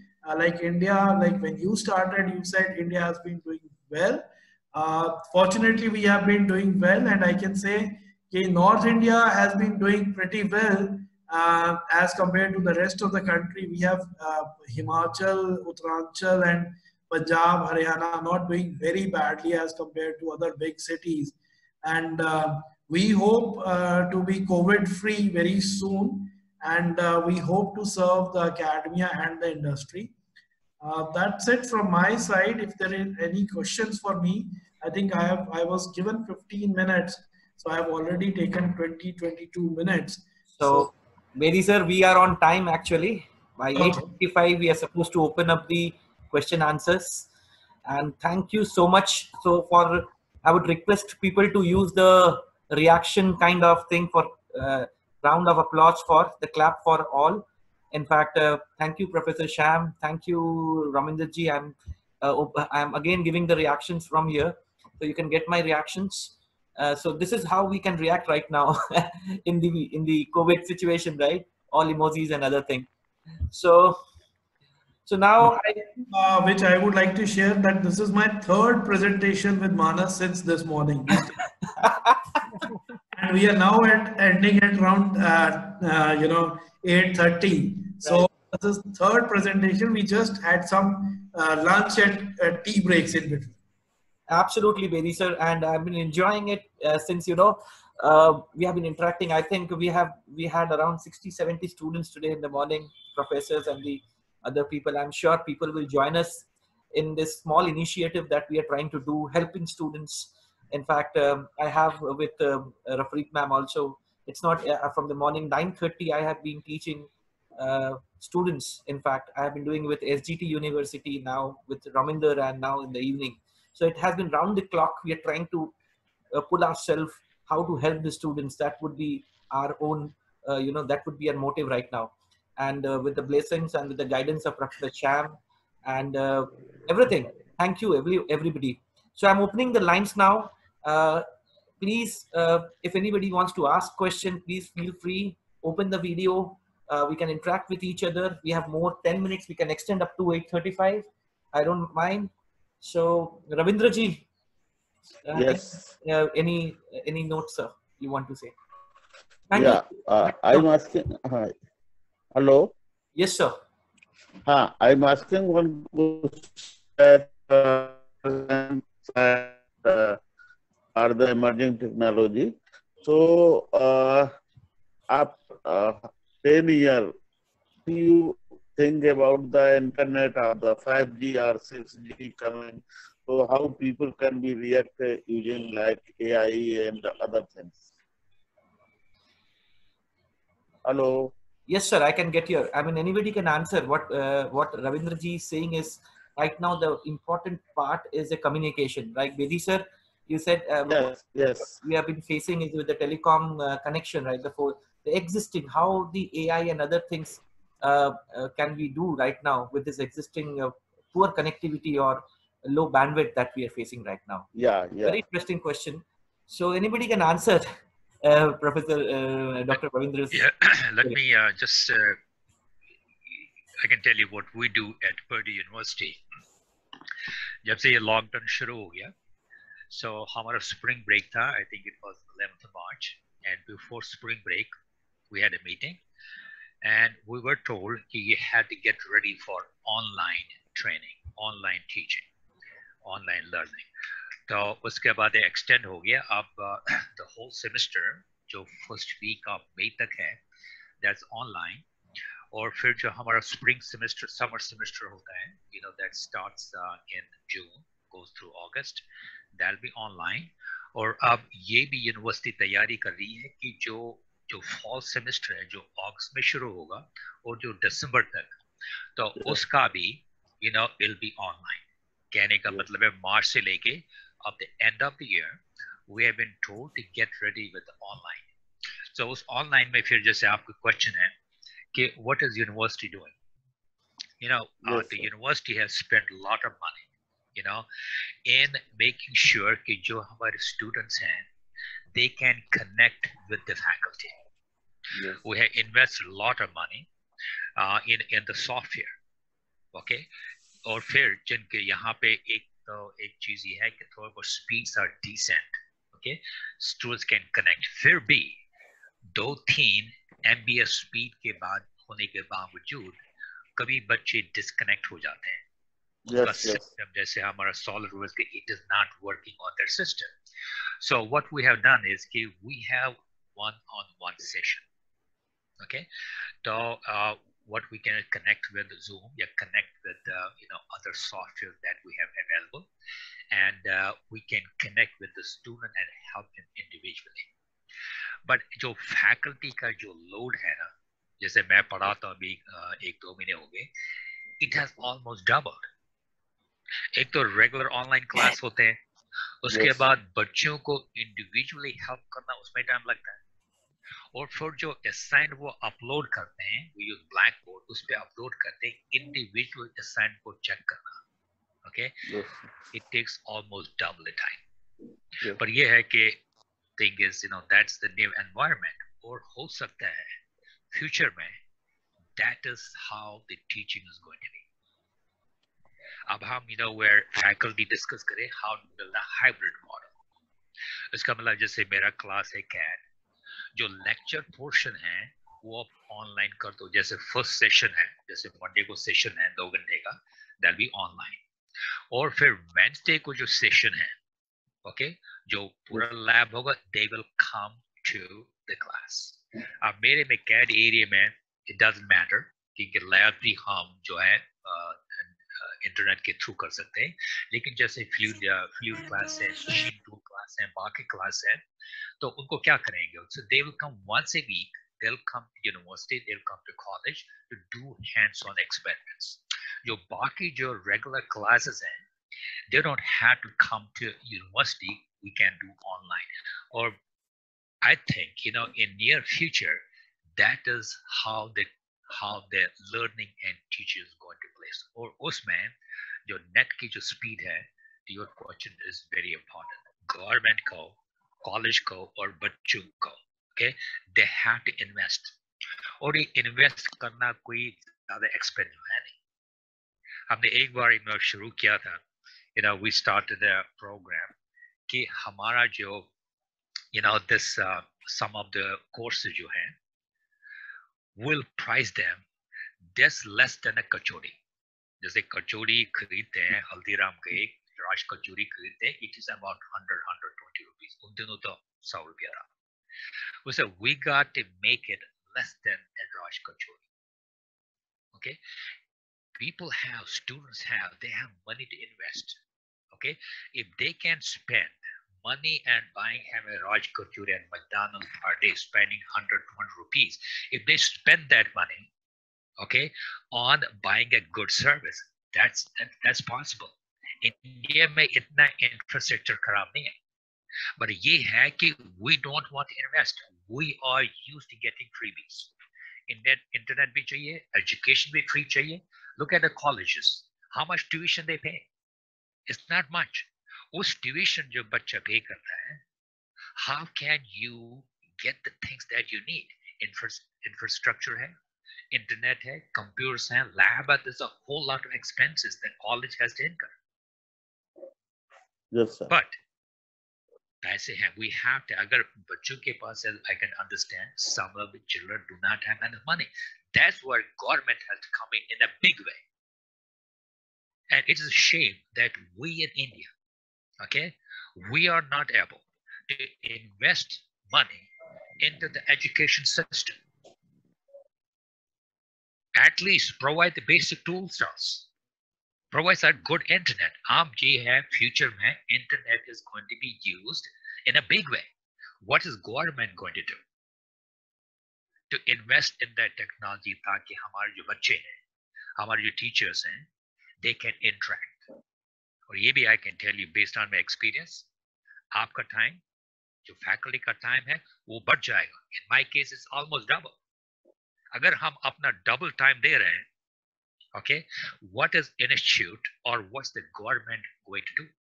At least वो tools हमको दे दो ताकि we can connect our students. Don't worry about time. We're willing to put the time, but give us the infrastructure so that we can, connect it. So you have a good question. I hope something happens in India under Modi. I think is what I've heard is they are working on it, and it is just a matter of time that we'll have a very good internet service in India, so that will make our job a lot easier. Okay, thank you, sir. Any other questions from anybody, so that anybody can? Somesh ji, you want to ask something? So one of the problem in India is that the education policy, and here normally we evaluate the students through written examination. So what is the way to evaluate it? How can we evaluate the students? I was I was in India for about a year, as I said, as a pro-vice chancellor, and वो तीन मतलब जो भी institute था, उन्होंने तीन बंदे लाए थे यूएस से.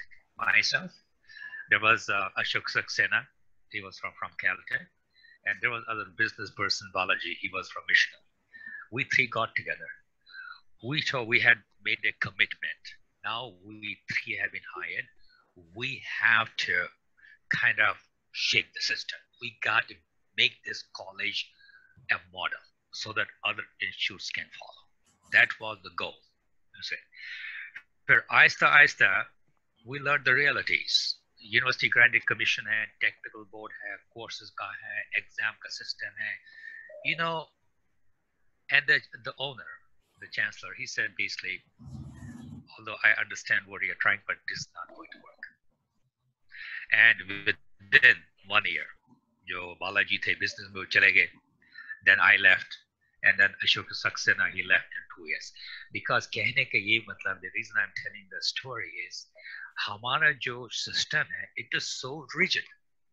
वहाँ पे change करने की गुंजाइश बहुत कम है. कहने को बहुत कहता है. UGC will tell you a lot of story. You can develop courses, blah, and all that stuff. But, it is not, at least 4 or 5 years back, it was not working. And UGC system has to change. Government has to set up new policies, okay, so that the faculty should decide what to do. It's not the UGC. ठीक है, जो college, school चलाते हैं, जो owners हैं, they have good intentions, okay, but it is up to the faculty, okay, they should be given the freedom, okay, to make the system so that we can do good teaching, we can help students to get good education. तो आपका जो कहना है policies का, अगर हमने India में government ने अगर वो policies नहीं change की, will be stuck in the system for a long time.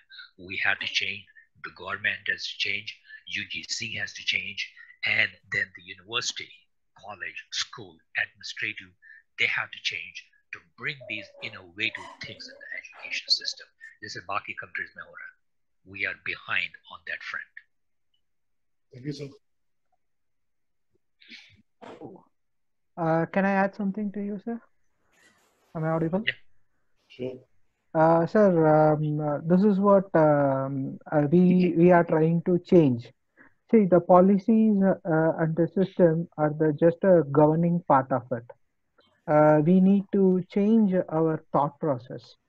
So, for example, no one is going to personally come and stop your learning path, correct?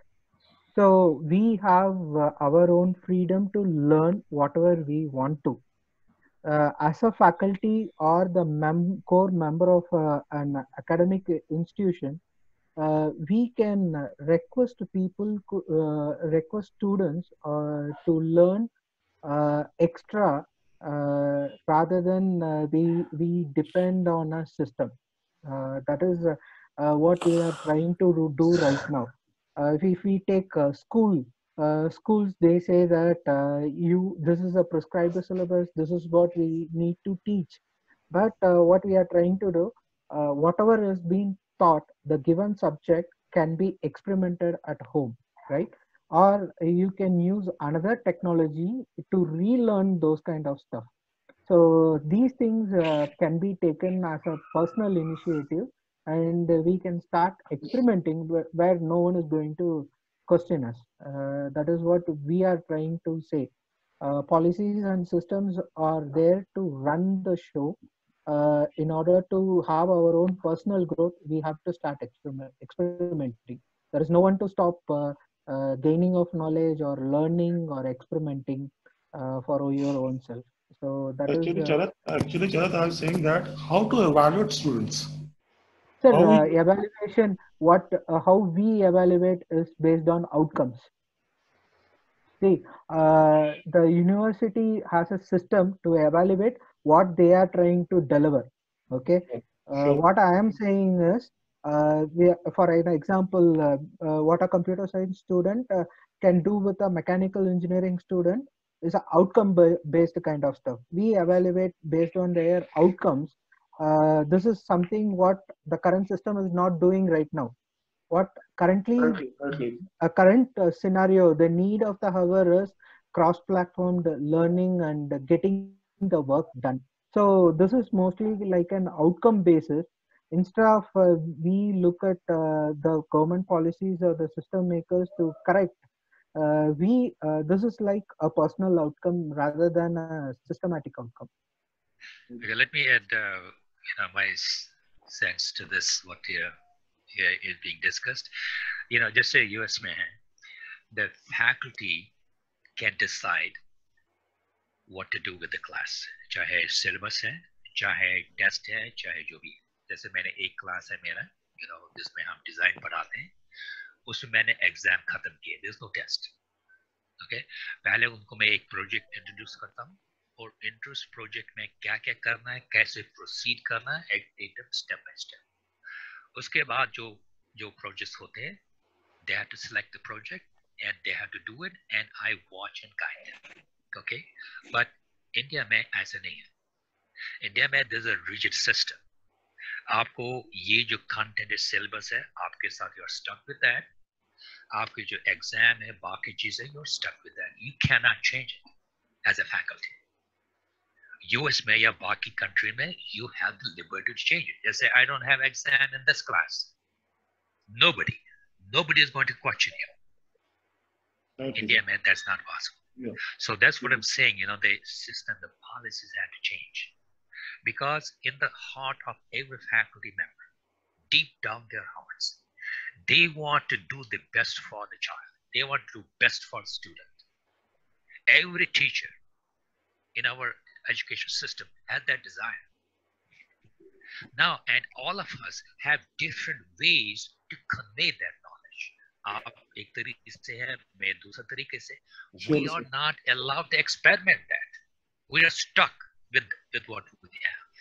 US में it change, Germany में इसे US से पहले Germany change, बाकी countries में. You see, it's more hands-on. It's a project-based education, application-based education, teaching them skills, not just the theoretical step. So I hope, and somewhere down the line, I hope there's a changes in Indian education policies, giving more authority and more say to faculty members, because they are on the front line. They are the people that are fighting this war day in and day out. So we have to have those tools. The faculty and the education system has to be given those tools to take this knowledge and spread it, to give it to our children. Thank you, sir.